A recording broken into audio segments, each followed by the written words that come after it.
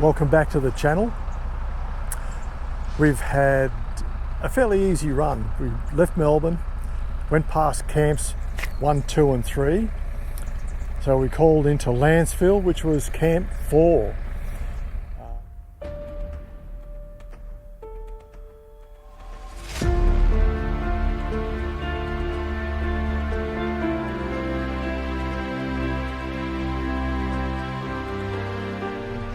Camp 5 was at Bainton, but that's now on private property and we can't get there, but we drove past there and now we've pulled up here at Mia.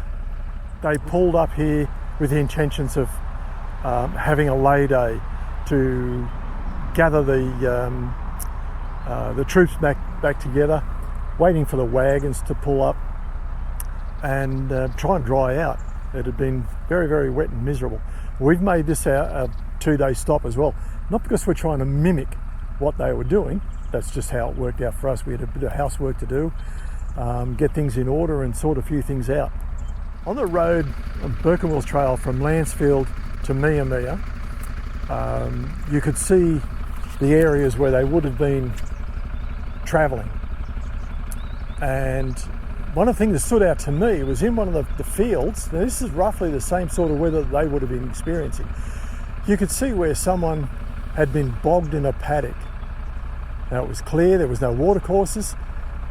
With these heavy wagons, the horses and the camels and everything else that they had, they'd have probably encountered the same sort of things. They wouldn't have had all the luxuries of winches there to get them out of these bogs.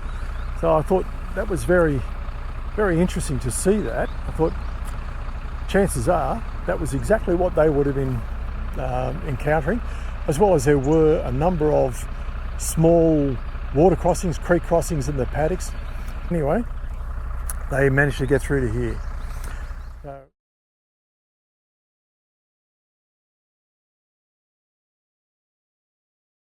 That represents the wagons going through. You can see the lines passing through the centre and footprints, hooves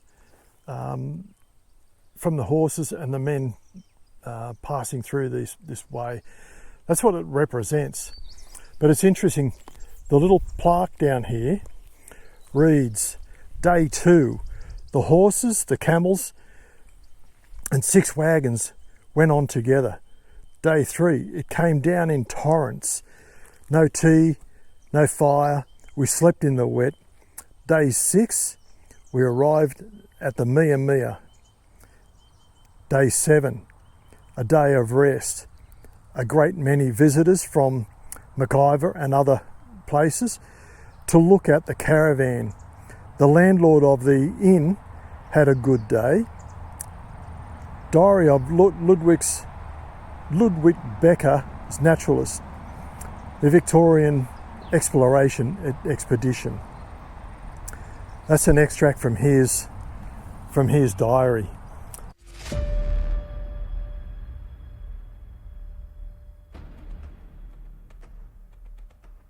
So this is the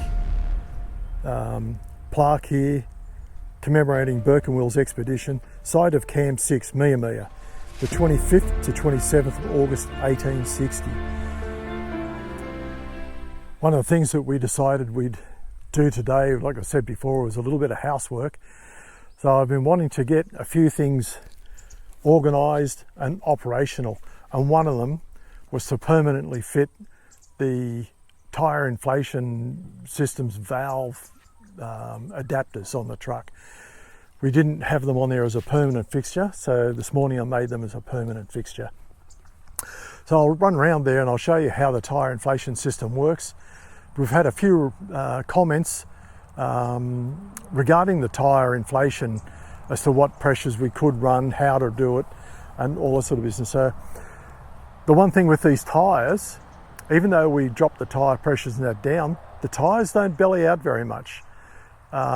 We can knock 30 pound out of a tyre and it will still look very, very similar to what it does at correct inflation.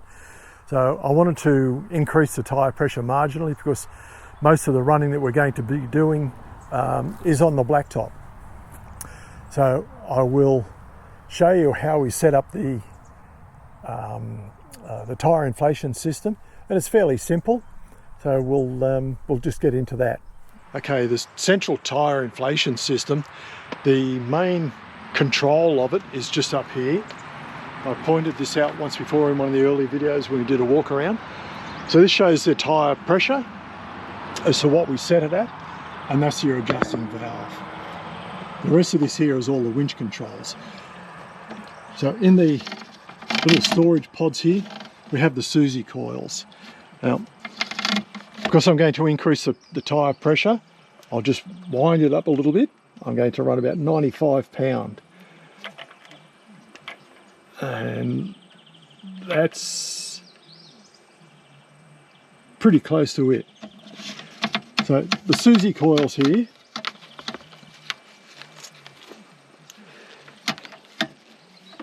the Susie coils clip onto the valves like that, one in each corner.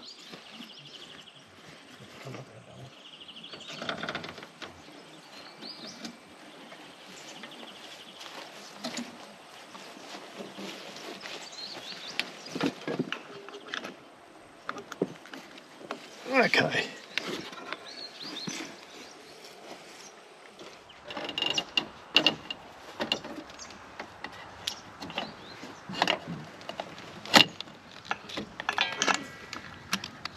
Okay, and that.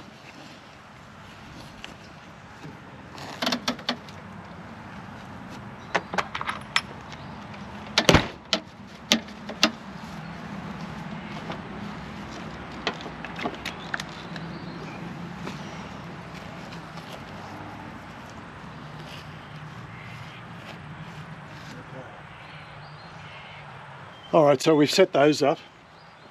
I'll just start up the truck. I'm a little bit noisy. I'll start the truck up and just inflate those tyres there. So with a bit of luck, they'll all run up to around about 95 pound. So for highway running. And unfortunately, on this particular stage of the expedition, there won't be too much mud sliding and slipping and sliding down through steep hills. It's probably a little bit boring, but it gets more interesting later on as we approach the deserts. I'll start the truck up and that will inflate the tyres. So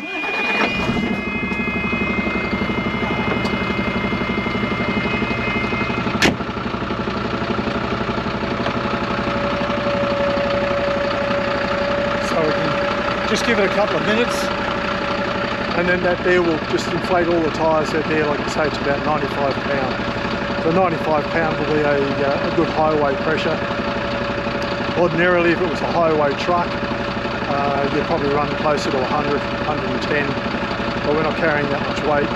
Even though I've said that, it's about 13.5 tonne, so there's a reasonable amount of weight in it. But with these off-road tyres, you start running them too high and they'll get too hot pretty quick, and that's when you start suffering tyre wear problems. So this is it. This is how we change our tyre pressures up and down according to the conditions and where we are.